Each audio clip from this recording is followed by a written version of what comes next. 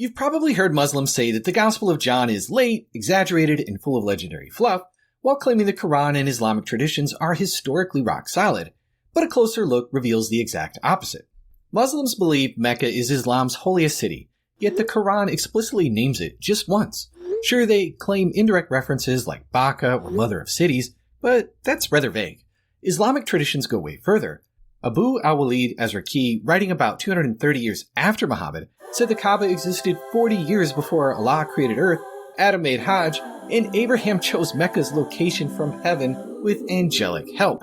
Historian Patricia Crone wasn't buying it. She points out glaring issues. Mecca, supposedly a key trade hub, doesn't even appear on 6th and 7th century maps. Byzantine, Persian, Greek, Latin, Syriac, Aramaic, and Coptic records are all silent about Mecca and Muhammad's Quraysh tribe. If Mecca was so bustling, why was it invisible outside Islamic sources for 2 whole centuries? Yet nearby, less important towns like Yathrib, Khaybar, Mamre, and even distant Petra are well documented. But Mecca, complete silence. Crony points out another glaring problem: trade routes.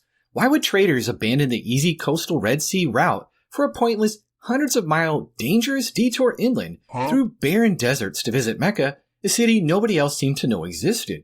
Crony labels Mecca's historical claims as pure fabrications, designed more for theological prestige than historical accuracy. And things get even more wild. Archaeologist Dan Gibson spent decades studying the Qibla, the direction that Muslims pray.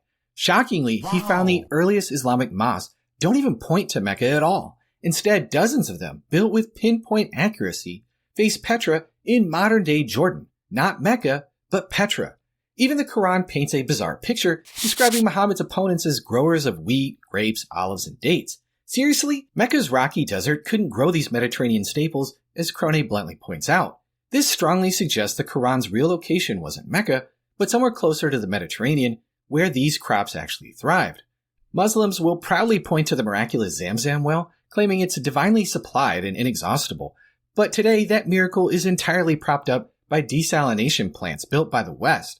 Historically, Mecca's water shortage was so severe that Queen Zubaydah commissioned a massive aqueduct just to support pilgrimage traffic. Despite grand claims, Mecca's chronic lack of water and historical silence cast serious doubt on its supposed importance. And speaking of places with real history, while Islamic tradition struggles to prove Mecca even existed, the Bible gives us names, distances, landmarks, stuff that checks out. So if you're like me, a homeschooling dad, it's powerful to bring something tangible from the real Holy Land into your home. That's exactly what Arza does. They send quarterly boxes straight from Israel, Bethlehem, Jerusalem, Nazareth, packed with snacks, spices, soaps, crafts, all made by local businesses. The current box is themed around Genesis, which is perfect for kicking off biblical history with your family. Hit the link in the description and use my code TESTIFY for a discount. You'll be supporting local businesses in Israel and my channel when you do, and be getting great gifts that your whole family will enjoy. Now, back to actual history. Let's contrast this fiasco with the Gospel of John, often ridiculed by Muslim polemicists as legendary. Unlike the sketchy history of Mecca, John's author nails minor geographic details effortlessly. When people leave Cana for Capernaum, John casually says that they're going down, precisely matching the actual elevation change. John correctly places Bethany near Jerusalem and accurately gives its distance as 15 furlongs, about 2 miles, from the city, exactly matching geography today. He gets the width of the Sea of Galilee exactly right, describing it as 3 to 4 miles across, precisely aligning with modern measurements. He also accurately pinpoints Jerusalem's Pool of Siloam and the Pool of Bethesda, carefully noting Bethesda had 5 covered colonnades, an architectural detail that has been perfectly confirmed by archaeology nearly 2,000 years later.